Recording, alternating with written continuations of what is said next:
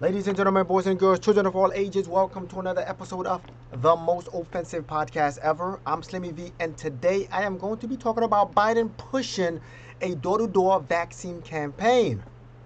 What the heck do I mean door-to-door? Yes, that's right. He wants to send low-level medical staff or people to your door to knock on your door. I guess to persuade you to, take the vaccine, not force you. You know what I'm saying? It better not be, else you're gonna get some of these. You know what I'm saying? But anyway, let's listen to what Biden had to say about this door-to-door vaccine. Now we need to go to community by community, neighborhood by neighborhood, and oftentimes door to door, literally knocking on doors to get help to the remaining people protected from the virus. Let me rewind that and let you hear that one more time. I know some people's probably gonna say, "Oh, this is not full context," but literally, what more do you want, really? Just listen. Now we need to go to community by community, neighborhood by neighborhood, Community by community, neighborhood by neighborhood, and oftentimes door to door, literally knocking on doors. door to door, and he said literally knocking. So, what more context do you actually want? To get help to the remaining people protected from the virus. So, this is less than a week ago. I get a phone call, and I think it's probably from some medical staff who are calling people asking them if they are vaccinated or not and would they like to.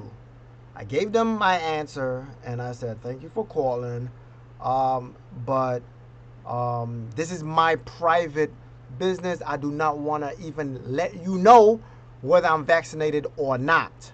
But leave that to me and my doctor. My doctor had already advised me on what to do, and I said goodbye. Thank you. I didn't know that they were doing phone calls. But apparently, phone calls are happening. Now, door to door, community to community, neighborhood to hood. Why are they forcing it? It's like forcing a child to eat vegetables. The more you force them, the more they refuse. This is not how you get to people.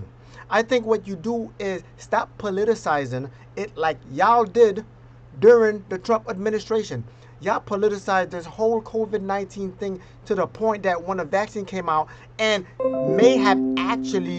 helped, may have actually helped people, you make us think like, hold on, man, this thing was like some political stuff. How do we not know that they ain't using this to kind of poison us? So you are putting things in our mind because you guys are so, how would I say it? Y'all so concerned about politicizing it so you can get Trump out, so you can get in, so you can garner votes, that you forget about how we feel.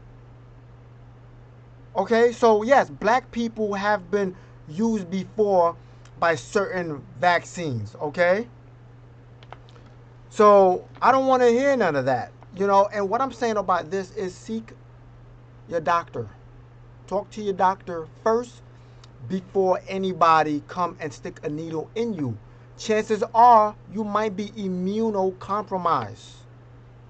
Okay, that means that the vaccine may do more harm than you catching COVID. So seek your doctor first. Okay, I'm not saying the vaccine don't work. Of it may work, but it's still in this stage where people are still figuring things out, like that whole heart thing that kids are getting, some inflamed heart. Okay, so young kids are just getting inflamed heart. It's not widespread. It's a small bit, but it's still something that's actually now being discovered. So I just can't brush that aside. And what they doing, what I feel they're doing is they brushing certain things aside. Lay all the facts down on the table and let people make an educated choice whether to get vaccinated or not. This thing is not FDA approved. It's an emergency. It's used for emergency.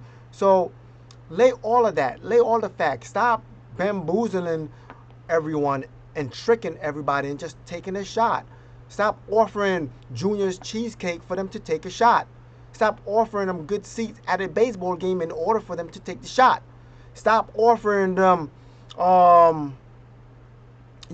tickets, milkshake, fries from Shake Shack in order for them, to take the shot. Stop doing all of that. That stuff doesn't help. It just makes us think and be like, yo, if the shot is so good, then why are they doing all of this? Because y'all screwed up. Y'all politicized this from the beginning. Y'all was not really honest with what was going on. Let me listen to some of this Fox News people and what they had to say about what Biden was saying about this door-to-door vaccine campaign. I'm going to let you watch some of this. Please hit the like button, share this video, and subscribe to the channel. Thank you very much to those who have already subscribed.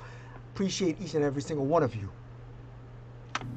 Dr. Nicole Saphier joins us now. She's a Fox News contributor and author of the book Panic Attack. I know when I heard that, I thought, okay, well, he's trying to give it a shot to get people more information. Why the backlash? Do you agree with it? So, well, Dana, I mean, the president found himself in a bit of a dichotomy during that speech. At one hand, he was declaring an independence from this virus, and he's right, because Americans have the opportunity to choose to be vaccinated to protect themselves and their loved ones from this pandemic. But declaring that independence doesn't mean the pandemic is over. Okay, so I am going to agree with that. It doesn't mean the pandemic is over, in a sense where I'm saying don't take it lightly. Okay, COVID-19 has affected a lot of people. People have died from it. Okay, people have been harmed by this virus, and it should be taken seriously. I'm saying that because I want my channel to get shut down. You know what I'm saying? Nah, I'm just playing. But seriously, it's a dangerous virus, and you should be concerned. You should do whatever it takes to prevent yourself from catching this virus. And if you do sense that you do have this virus, seek help. Go do whatever you got to do to take this out of your system. Okay? Continue. But now all of a sudden he says, and by the way, we're going to send grassroots, low-level government workers to your house. And while some people may see this as a public education push, which is always a good thing, the more education, the better, other people may see this as confrontational. And I can tell you, Dana, that's not how you're going to reach that vaccine hesitant population by sending people to their house. They're going to already feel that you're invading their space. How can they not feel that? Heck yeah, they're going to feel like you're invading their space because they're already refusing it from afar. Now imagine someone comes and knocks on the door. Hello? Yes, who is it? It's a vaccine person? What are you doing here? Are you vaccinated? No. Why not? Because I choose to not vaccinate. But we want to vaccinate you. No, thank you. You sure? All right, we're going to put this person who don't want to be vaccinated on a list. Right? So people are going to feel that their space are being invaded. Their freedom are being infringed upon. You're not giving them a choice. And they're going to feel threatened in a way like, you just said, okay, you walked away. Did you put a check mark next to this door? You don't know how you're going to make people feel. Don't do that. That's bad. Anyway. Yeah, Dr. Nicole, listen to this from Dan Crenshaw, congressman from down in Houston. He says, how about don't knock on my door? You're not my parents. You're the government. Make the vaccine available and let people be free to choose. Why is that concept so hard for the left? I like that. Dan Crenshaw, how about you don't knock on my door? You're not my parents. You're the government. Make the vaccine available and let people be free to choose. Why is that concept so hard for the left? Now, here's what I would remove, right? I would not start a confrontation by even saying, why is that concept so hard for the left?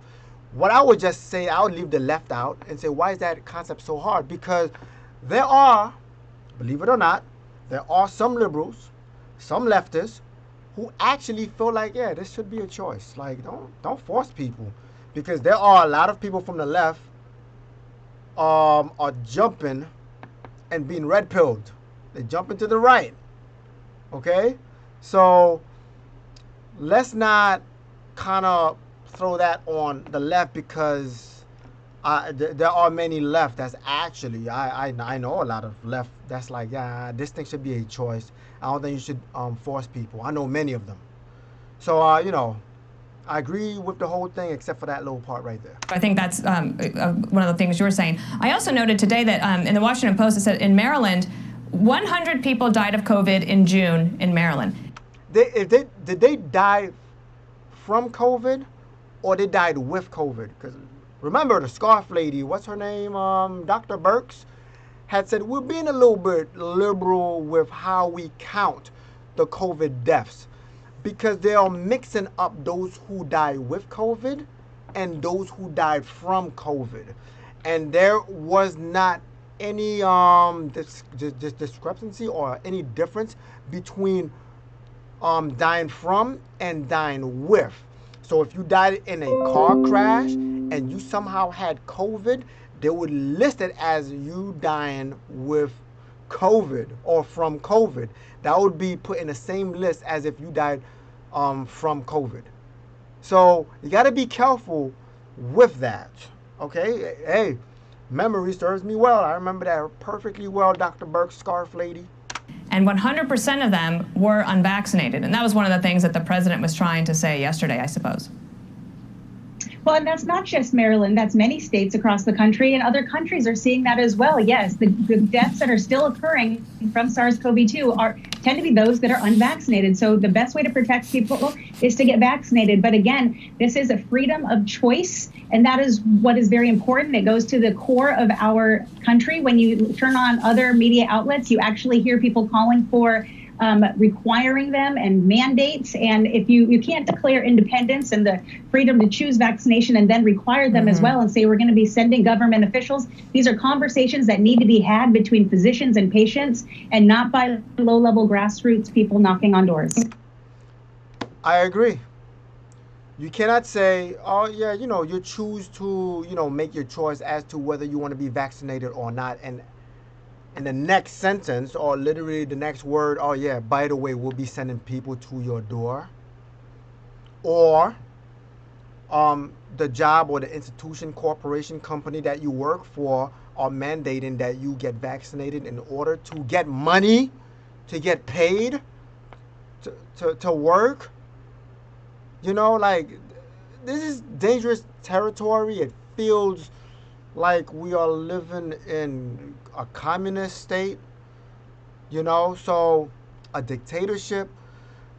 So we're in some dangerous territories right now. So I really want to be careful how some of this stuff appears and comes out, right?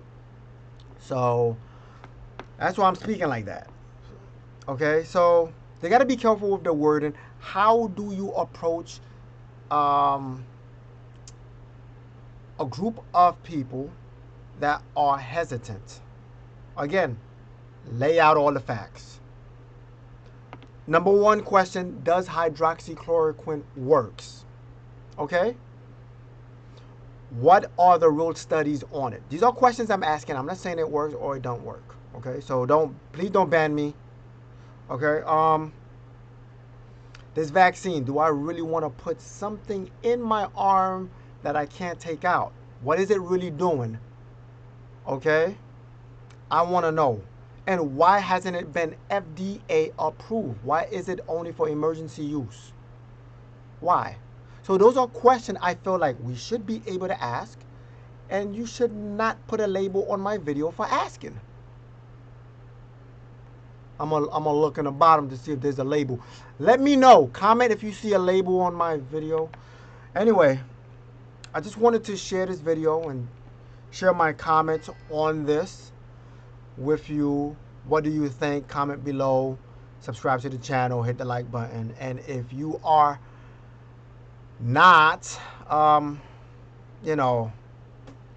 offended, you probably wasn't watching or listening. I'm Slimmy V, and this is the most offensive podcast ever. God bless, stress less, and the Yahweh give you rest. I'm out. Peace.